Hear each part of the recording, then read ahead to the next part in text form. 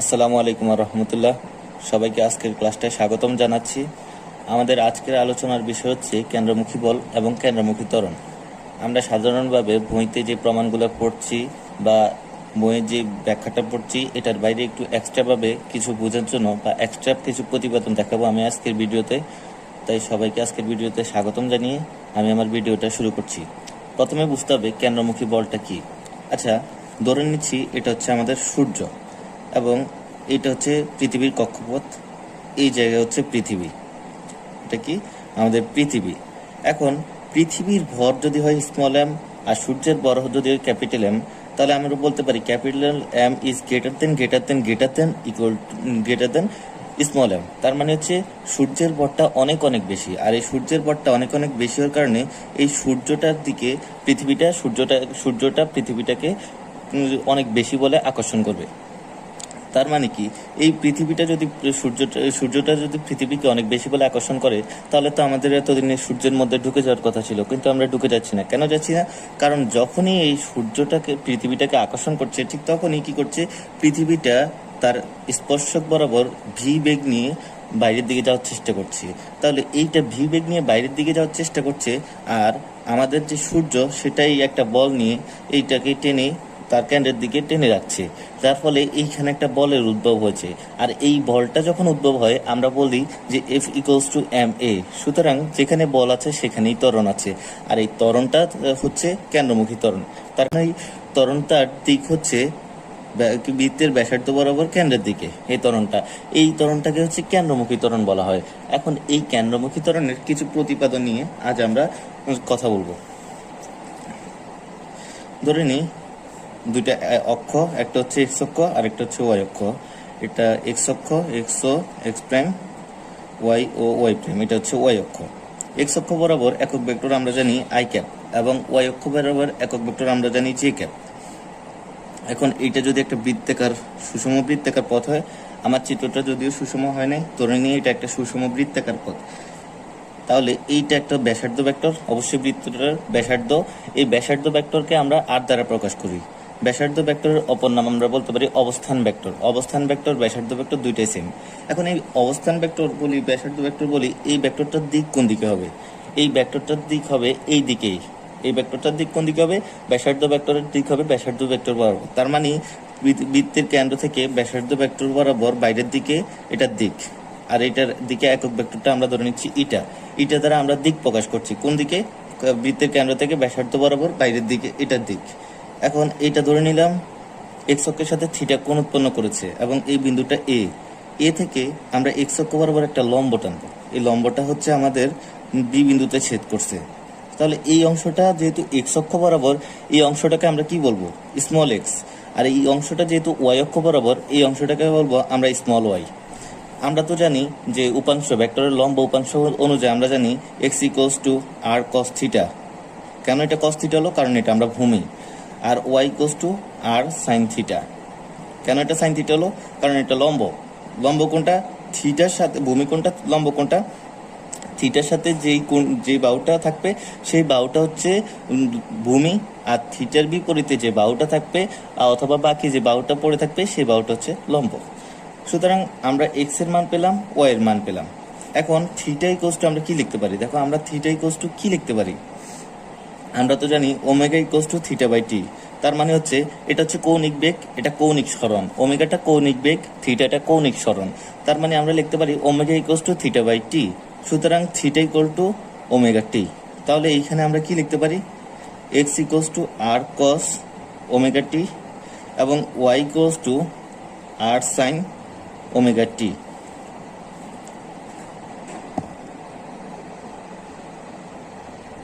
এখন আমরা ব্যাসার্ধ ভেক্টরকে কিভাবে প্রকাশ করতে পারি? অক্ষের মাধ্যমে। আমরা জানি এটা যেহেতু আমাদের 2 ডাইমেনশনাল একটা অক্ষ নিয়ে আমরা চিন্তা করছি, মানে এক্স অক্ষ এবং ওয়াই অক্ষ, অর্থাৎ এখানে দুইটা অক্ষ আছে, এখানে দ্বিমাত্রিক বুঝাচ্ছি আমরা। তার জন্য হবে কি I cap X plus J cap Y. যদি এখানে 3টা অক্ষ হতো তাহলে কি হতো? তখন হতো কে ক্যাপ জেড। তখন 3টা অক্ষ নিয়ে চিন্তা করতাম। এখন এক্স এর মানটা আমরা একটু আগে বের করছি, ওয়াই এর মানটাও বের করছি, এখানে মানটা বসাই দিব। তাহলে কি হবে? তাহলে হবে I R cos omega T plus J R sine omega T. এই অংশটাকে আমরা 1 নং সমীকরণ দিচ্ছি। এখন দেখো এইখান থেকে যদি আমরা আরটাকে কমন নিই, আরটাকে কমন নিলে কি পাবো? I cos omega T plus J sine omega T. এখন আমি আর এর মানটা, আরটা কি? আরটা একটা ভেক্টর কোয়ান্টিটি। ভেক্টর কোয়ান্টিটির কি থাকে? দুইটা জিনিস, একটা মান একটা দিক। এখানে আর এর মানটা তো আমরা এই আরটা দিয়ে প্রকাশ করছি, উপরে যেহেতু ভেক্টর চিহ্ন নেই তার মানে এটা মান প্রকাশ করছি। আর বাকি যে জিনিসটা আছে এই অংশটা I cos omega T plus J sine omega T, এই অংশটা তাহলে কি হবে? যেহেতু ভেক্টর রাশির মধ্যে একটা জিনিস আমরা পেয়ে গেছি, এটা হচ্ছে আমরা বলে ফেলছি মান, তাহলে এই অংশটা অবশ্যই দিক হবে। আর এটা কার দিক? এটা হচ্ছে অবস্থান ভেক্টরের দিক। আর অবস্থান ভেক্টরের দিকটাকে আমরা কি দ্বারা প্রকাশ করছি? ইটা। সুতরাং আমরা লিখবো eta equal to I cos omega T plus J cap sine omega T. এটাকে আমরা দিচ্ছি 2 নং সমীকরণ। এখন দেখো তো অবস্থান ভেক্টরটা আসলে কি বোঝায়? অবস্থান ভেক্টরটা মূলত বোঝায় হচ্ছে সরণ।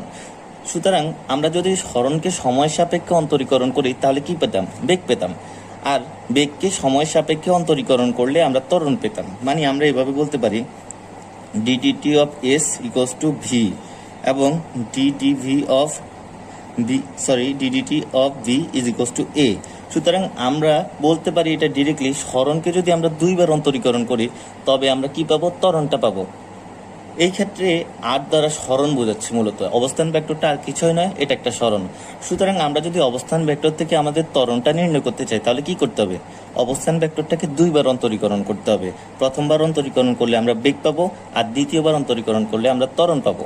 সুতরাং এই অংশটা যেটা আমরা পেয়েছি 1 নং সমীকরণ, এই অংশটাকে আমরা 2 বার অন্তরীকরণ করব। তো দেখা যাক অন্তরীকরণ করলে আমরা কি পাই। সময় সাপেক্ষে 2 বার অন্তরীকরণ করব। সুতরাং 1 নংকে টি এর সাপেক্ষে অন্তরীকরণ। সুতরাং D D T of R vector equal to D D T of I R cos omega T plus J R sine omega T, এই অংশ। এখন মাঝখানে যদি যোগ থাকে আমরা জানি অন্তরীকরণকে 2 বার লেখা যায়, দুইটা আলাদা আলাদা করে যোগ করে লেখা যায়। সুতরাং আমরা লিখব D D T of I cap R cos omega T plus D D T of J cap R sine omega T. এই অংশটায় দেখো ধ্রুবক কোনটা কোনটা। এই অংশটা আমরা ধ্রুবকটাকে আমরা জানি অন্তরীকরণ করার ক্ষেত্রে ধ্রুবকটাকে আমরা সামনে নিয়ে আসবো, ঠিক আছে? তা এই অংশটা আমরা ধ্রুবক কোনটা? এই অংশটা আমার ধ্রুবক হচ্ছে আই এবং আর, আই ক্যাপ এবং আর, এই দুটো হচ্ছে আমার ধ্রুবক। সুতরাং আমি আই ক্যাপ এবং আর কে সামনে নিয়ে এসে DDT of cos omega T plus এই ক্ষেত্রেও জে ক্যাপ এবং আর হচ্ছে ধ্রুবক। সুতরাং ধ্রুবকটাকে সামনে নিয়ে আসি, J cap R D D T of sine omega T.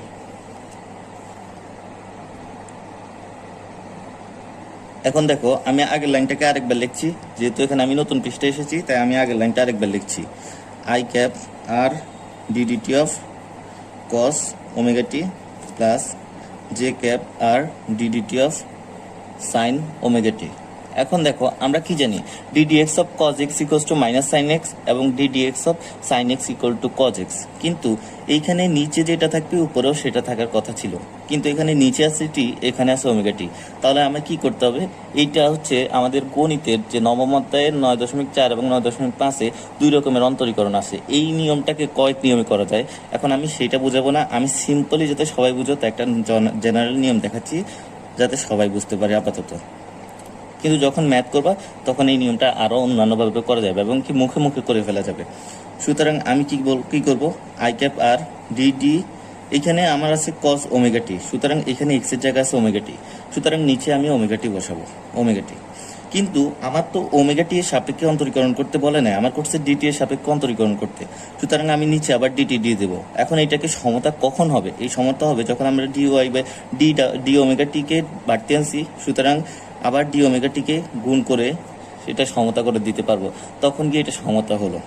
এখন আবার এখানে জে ক্যাপ আর, এখন আবার এখানে কিন্তু টি আছে, এখানে ওমেগা টি আছে, সুতরাং এক্স এর জায়গায় যেহেতু ওমেগা টি তাই আমরা এক্সটার জায়গায় ওমেগা টি লিখবো, D D of omega T sine of omega T plus into D D T of omega T, এই অংশটুকু।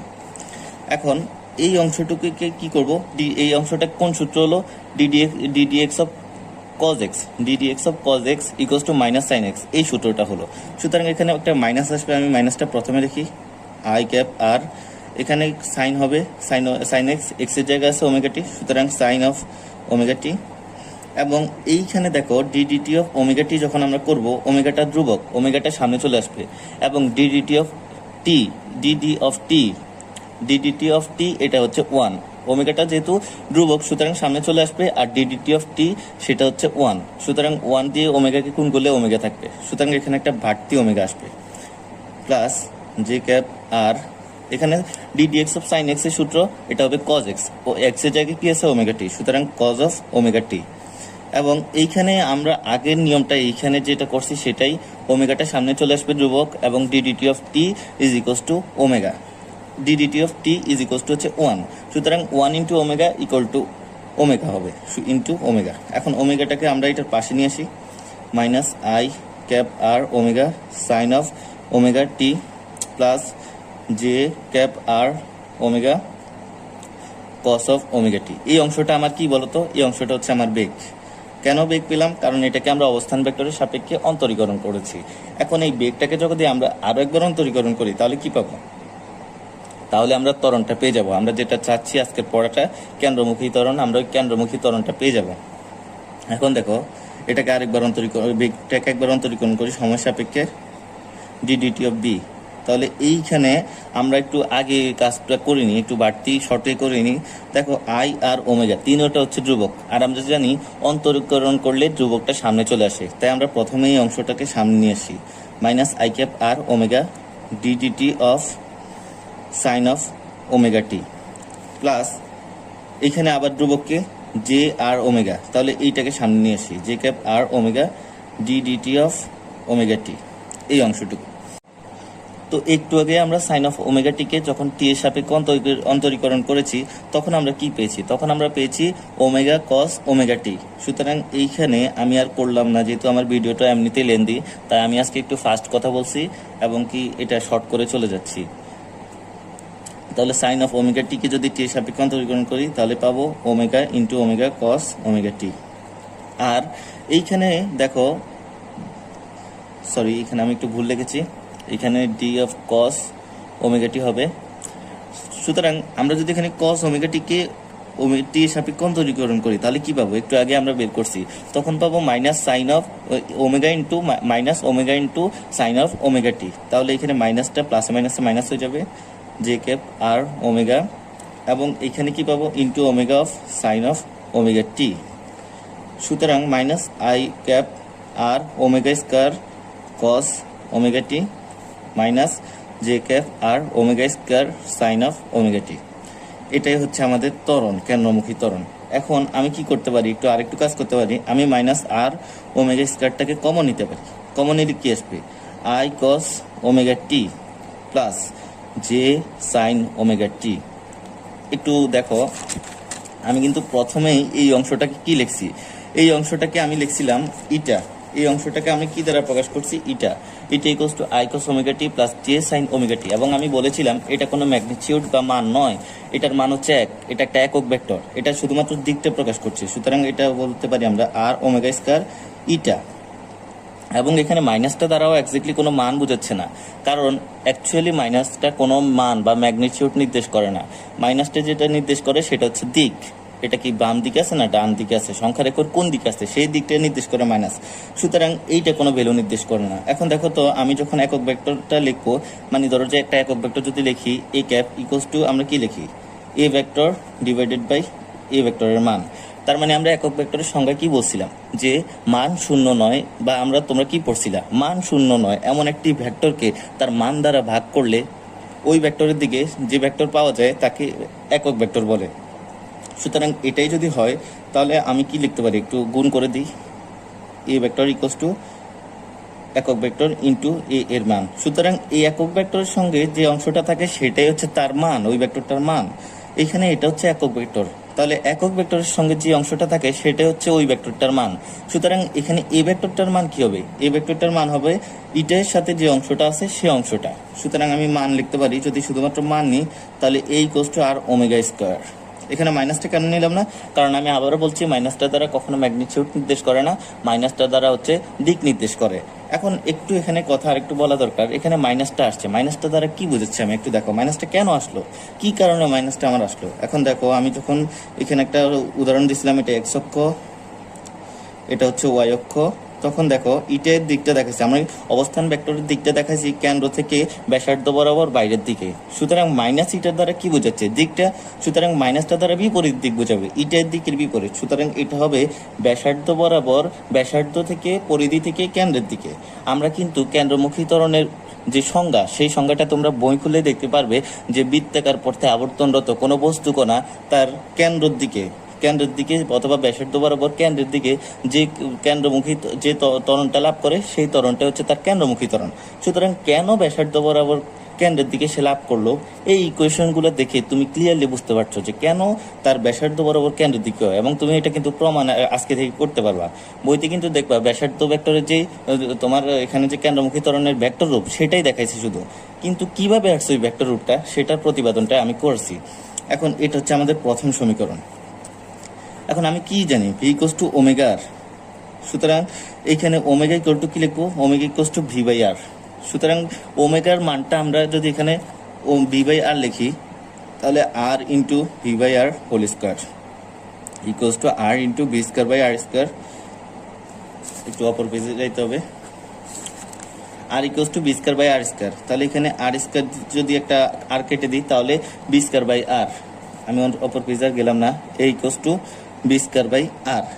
দেখো, এটাই তোমার কেন্দ্রমুখী ত্বরণের সেই সমীকরণ যেটা মুখস্থ করে আসছিল এতদিন। সেটাই দেখো, এইটার কতগুলো সমীকরণের পরে এটা বুঝতে পারছো যে এটা কিভাবে আসলো। অ্যাকচুয়ালি এটা অনেকভাবে প্রমাণ করা যায়। এই মেথডে আমি দেখালাম, তোমার কাছে যেটা অবশ্যই সহজ মনে হয় সেটাই দেখবে। আমি একটু বইয়ের বাইরের নিয়মে দেখানোর চেষ্টা করছি। সুতরাং এইটাও যেমন, এইটা যদি আমার কৌণিক বেগটা দেওয়া থাকে তখন এই সূত্রটা ইউজ করব, যদি রৈখিক বেগ দেওয়া থাকে তখন এই সূত্রটা ইউজ করব। এখন একটা কনফিউশন অনেকের মধ্যে থাকে, এখানে তো আমরা বৃত্ত নিয়ে কথা বলছি, কেন্দ্রমুখী একটা আবর্তনরত একটা বস্তুকণা নিয়ে কথা বলছি। সুতরাং অনেকের ধারণা এটাই থাকতে পারে, এটার একক কি হবে? কেন্দ্রমুখী ত্বরণের এককটা কি রেডিয়ান পার সেকেন্ড স্কয়ার হবে? না, নো। কেন এটা হবে না? তার কারণ হচ্ছে দেখো, এটার দিকটা, এটা কোন দিকে? ব্যাসার্ধ ভেক্টর বরাবর। এটা কি কোনো একটা বৃত্ত? না, এটা তো একটা সরল রেখা। সুতরাং সরল রৈখিক পথে যদি কোনো ত্বরণ পাওয়া যায় সেটা আমরা কি বলবো? রৈখিক ত্বরণ। আর রৈখিক ত্বরণের একক কি? Meter per second square. এখন আমরা এর মানটা পেয়ে গেছি কি? এই equals to V square by R. সুতরাং কেন্দ্রমুখী বলের যে মানটা সেটা বের করে এখন quite simple, F equals to M A. সুতরাং M V square by R, এটা হচ্ছে কেন্দ্রমুখী বলের সমীকরণ বা সূত্র। সো আজকের ক্লাসটা আমি হয়তো অনেক বেশি ফাস্ট গেছি বা অনেক বেশি শর্টকাট করছি, তার কারণ হচ্ছে আজকের ভিডিওটা এমনি দেখতে পাচ্ছ লেন্দি হয়ে গেছে।